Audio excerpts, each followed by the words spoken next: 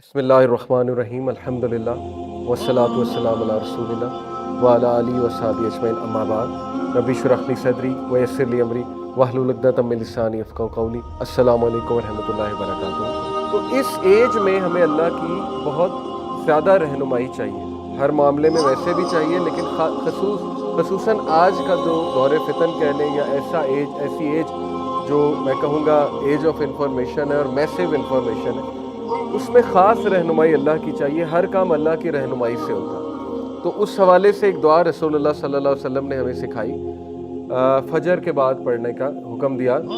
अल्लाहुम्मा इन्नी अस्अलुका इल्मन नाफ़िअन व रिज़्क़न तय्यिबन व अमलन मुतक़ब्बला। ओ अल्लाह, आई आस्क यू फॉर इल्म नाफ़े। इल्म तो बहुत कुछ है, इंफॉर्मेशन तो पढ़ी हुई है, साइकोलॉजी पढ़ लें, जो मर्जी पढ़ लें, लेकिन इल्म नाफ़े क्या है, ये अल्लाह सुब्हानहू व तआला को बेस्ट पता है कि इल्म नाफ़े क्या है। इसलिए हम उसी से रहनुमाई मांग रहे हैं कि अल्लाह इल्म नाफ़े दे दे, नफ़ा देने वाला इल्म दे दे। ऐसा ना हो कि मैं गलत इल्म हासिल करता रहूँ और एंड में मुझे को उसका ख़ास फ़ायदा भी ना हो, कोई नफ़ा भी ना दे वो इल्म। तो बहरहाल ये दुआ बहुत ज़्यादा करनी चाहिए, रहनुमाई अल्लाह की पकड़नी चाहिए, और साथ साथ ये कि उलमाए कराम से रहनुमाई भी ले बंदा के मुझे बताएं कि मैं कहाँ से शुरू करूँ, कैसे शुरू करूँ। दीनी इल्म की बात कर रहा हूँ, ठीक है। वरिज़्क़न तय्यिबन, और मुझे हलाल रिज़्क़ दे अल्लाह, उसका सवाल करता हूँ मैं, तय्यब रिज़्क़ का, गुड रिज़्क़ का, और वह अमलन मुतक़ब्बला, ऐसा अमल जो कि काबिल कबूल है। और फजर के बाद पढ़ने का कहा, क्योंकि फजर के बाद मामलात जो है वो बरकत उतरती है और बहुत से मामलात डिसाइड होते हैं, तो वो बरकत वाला वक्त है, उसको कैच भी करना चाहिए फजर के वक्त हो। और ये दुआ भी करनी चाहिए फजर की नमाज के बाद कि अल्लाह मुझे इल्म नाफ़े दे, मुझे तय्यब रिज़्क़ दे, और मुझे ऐसा अमल करने की तौफीक दे जो तेरे यहाँ काबिल कबूल है। तो एट द एंड रहनुमाई अल्लाह की ही चाहिए। इसीलिए रसूलुल्लाह सल्लल्लाहु अलैहि वसल्लम ने कहा कि इंसान के जिस्म में एक लोथड़ा है, एक गोश्त का टुकड़ा है, अगर वो दुरुस्त है तो उसके सारे मामलात दुरुस्त हैं, अगर वो दुरुस्त नहीं है तो फिर उसके सारे मामलात ख़राब हैं। और वो कल्ब है, वो हार्ट है, ये जो स्पिरिचुअल कोर अल्लाह ने हमारे अंदर रखा है। इसीलिए हिदायत का ताल्लुक़ कल्ब के साथ है, और कल्ब की मुख्तलिफ़ इक़साम अल्लाह ने बताई। जब भी अल्लाह ने बात की ना कि हिदायत क्यों नहीं पा रहे, तो इशारा कल्ब की तरफ किया कि इनके दिल सख्त हो गए, दिलों की सख्ती की बात की है, ओके। और दिलों के भी टाइप्स भी बताई कि कुछ दिल हैं कि वो इंटरनली इतने अच्छे हैं, इतने गुड हैं कि वो हिदायत को फ़ौरन रिकग्नाइज़ कर जाते हैं, कुछ को ज़रा वक्त लगता है, कुछ में से जब हिदायत यानी वही पास करती है तब उन्हें समझ आती, कुछ एक्सपीरियंसेस से सीखते हैं वगैरह वगैरह। तो कल्ब की टाइप्स हैं, यानी माय पॉइंट इज़ कि कल्ब हमारा फोकल पॉइंट है, हर चीज़ कल्ब से ओरिजिनेट हो रही है। हिदायत का नूर भी कल्ब पे ही आता है। कहते हैं ना कि इसके दिल में नूर है, तो हिदायत की नूरानियत जिसे कहते हैं उसका ताल्लुक भी कल्ब से है। इसीलिए रसूलुल्लाह सल्लल्लाहु अलैहि वसल्लम ने कहा कि जब इंसान को गुनाह करता है, बुरा अमल करता है, तो उसके कल्ब पे काला धब्बा लग जाता है, उसके दिल पे एक ब्लैक स्पॉट लग जाता है। और अगर वो उससे तौबा नहीं करता, रेप्रीमेंड नहीं करता अपने एक्शंस को, तो वो धब्बा बढ़ता जाता है, यहाँ तक कि वो सारा दिल काला हो जाता है। और फिर ऐसा जो कल्ब है वो रिकग्नाइज नहीं कर पाता, ना नेकी उसे नेकी लगती है, ना बुराई लगती है, एक गाफिल कल्ब जिसे आप कह लें, ठीक है। तो इब्न अल क़य्यिम ने कल्ब की बात की, बहुत खूबसूरत। उन्होंने कहा ये जो कल्ब है ना, इसमें कुछ डिसऑर्डर्स हैं that can not be remedied except by responding to अल्लाह। और ये डिसऑर्डर्स नहीं ठीक हो सकते जब तक अल्लाह को आप रिस्पॉन्ड नहीं करें। रिस्पॉन्ड से क्या मुराद है कि जब अल्लाह बुला रहा है तो रिस्पॉन्ड करो, और अल्लाह 5 वक्त तो बुलाता ही है, वैसे भी अल्लाह बुला रहा है।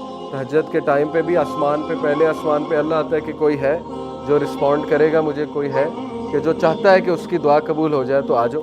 तो अल्लाह को रिस्पॉन्ड जब तक नहीं ये कल्ब करेगा, उसके मसले हल, उसके डिसऑर्डर, ये कौन से डिसऑर्डर्स हैं वल्लाहु आलम, लेकिन ये हल नहीं होने वाले। इस कल्ब के अंदर एक डेजोलेट फीलिंग है, फीलिंग ऑफ एम्प्टीनेस है, खला है, जो नहीं पूरी होगी, रिमूव नहीं होगी except by intimacy with him in solitude. जब तक इंसान अकेले में रब के साथ ताल्लुक कायम नहीं करे, तो वो खालीपन नहीं जाएगा, वो डेजोलेट फीलिंग नहीं जाएगी उसकी। वो जिस मर्जी से रब्ता करता फिरे, जब तक वो अकेले में सॉलिट्यूड में रब से रब्ता नहीं करेगा, ये डेजोलेट फीलिंग रहेगी। इन इट इज सैडनेस, इसमें गम है, विच विल नॉट लीव, जो कि सारी उम्र नहीं जाएगा, except by happiness of knowing him, इल्ला ये कि बंदा रब को जानकर हैप्पीनेस पाले। तो हैप्पीनेस का ताल्लुक रब को जानने से, ये बहुत बड़ी बात है अगर आप इस पर गौर करें। और अल्लाह को जानना कहाँ से है? कुरान मजीद से। نبی صلی اللہ علیہ وسلم کی احادیث سے، اللہ کے ایٹریبیوٹس ہیں آپ کے سامنے. تو آپ کو ہدایت چاہیے تو مرکز کون ہے؟ اللہ. آپ کو مسئلہ حل کرانا ہے تو مرکز کون ہے؟ اللہ. بات سمجھے، مین پوائنٹ سمجھے. مین پوائنٹ یہ ہے کہ مسئلہ حل کرنے والی جو ذات ہے وہ اللہ ہے.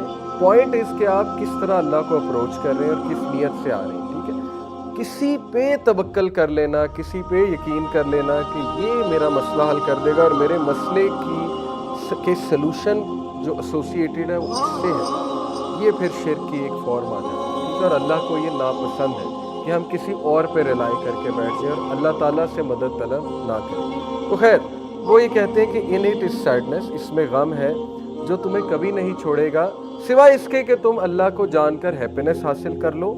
And truthfulness in his dealings, اور بندہ اخلاص کے ساتھ اللہ کے ساتھ معاملات کرے، یعنی اللہ سے مخلص ہو جائے تو وہ خوشی پا جائے گا. اور اللہ سے ہی انسان مخلص نہیں ہے، نظریں چراتا ہے یا اللہ تعالیٰ کے پاس نہیں جاتا ہے، اللہ سے مدد طلب نہیں کرتا ہے، خلوص سے اپنے اعمال نہیں کرتا ہے اللہ کے لیے، تو پھر اس کے دل میں غم رہے گا ہی رہے گا اور اس کا دل ہیوی ہوگا ہی ہوگا. ان اٹ از اینگزائٹی، اس میں تذبذب ہے، اینگزائٹی ہے. دیٹ از ناٹ میڈ ٹرانکویل، جس کو کبھی سکون نہیں ملے گا اور اینگزائٹی کبھی ختم نہیں ہوگی. اور بندہ وہ اعمال نہ کرے جو اللہ کے غضب کو دعوت دینے والے، نافرمانی والے اعمال نہ کرے. اینگزائٹی کی سب سے بڑی وجہ، جتنا میں بھی سمجھتا ہوں اور اپنے بڑوں سے بھی سنا ہے، وہ حقوق العباد میں کوتاہی ہے اور ہماری ڈیلنگز میں کوتاہی ہے. بہت سے لوگ کو اینگزائٹی ہوتی ہے، وہ ان کو دیکھنا چاہیے کہ کہیں انہوں نے کسی سے زیادتی تو نہیں کی، کہیں وہ اپنے نوکر سے زیادتی تو نہیں کر رہے، کہیں وہ اپنے اگر جوائنٹ فیملی میں ہے وہاں کوئی زیادتی تو نہیں چل رہی ہے، کہیں انہوں نے کسی کے ساتھ برا سلوک تو نہیں کیا ہے. یہ اینگزائٹی کی بہت بڑی وجہ ہے. جب تذبذب کا انسان شکار ہو جاتا ہے، اسے سوچنا چاہیے کہ میں اپنے رویوں کو درست کروں. کہیں مجھے اتنا غصہ تو نہیں آتا کہ میری زبان کی وجہ سے دوسرے تکلیف میں ہیں. وہ اینگزائٹی تو آئے گی، سیدھی سی بات ہے. اور بھی بہت سی وجہ ہو سکتی ہے اینگزائٹی کی، ضروری نہیں کہ یہی ہے. ہو سکتا ہے آپ کے ساتھ کوئی زیادتی کر رہا ہو، اس کی اینگزائٹی ہے، یا ہو سکتا ہے ویسے کسی کو اینگزائٹی پیشنٹ ہو.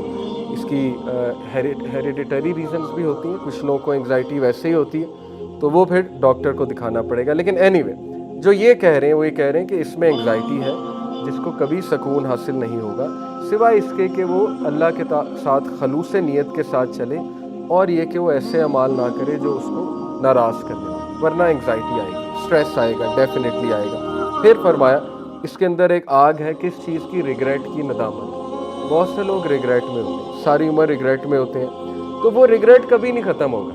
یہ ابن قیم کہہ رہے ہیں وہ آگ ریگریٹ کی کبھی ختم نہیں ہوگی سوائے اس کے کہ آپ چھپ کر کے اللہ کے احکامات کو، اس کی حرام کردہ چیزوں کو اور اس کے فیصلوں کو قبول کر لیں. تو اس کا طریقہ یہ ہے کہ بندہ اللہ سے ملاقاتیں کر کے سکون میں آ جائے اور رب کے آگے سجدہ ریز ہو جائے اور رب کی رضا کو قبول کر لے. یہ ہمیں کرنا چاہیے بہت زیادہ. اسی لیے صبح شام کے اذکار میں رضیت باللہ ربًا وبالاسلام دینا وبمحمد صلی اللہ علیہ وسلم نبی، یعنی یہ دعا ہے 3 بار پڑھتے ہیں صبح اور شام. یہ ہمارا ذہن بنا رہا ہے کہ میں راضی ہوں اللہ سے ایز مائی رب، اسلام سے ایز مائی ریلیجن، اور محمد صلی اللہ علیہ وسلم سے ایز مائی نبی. تو اللہ تعالیٰ بھی اس سے راضی ہو جاتا ہے.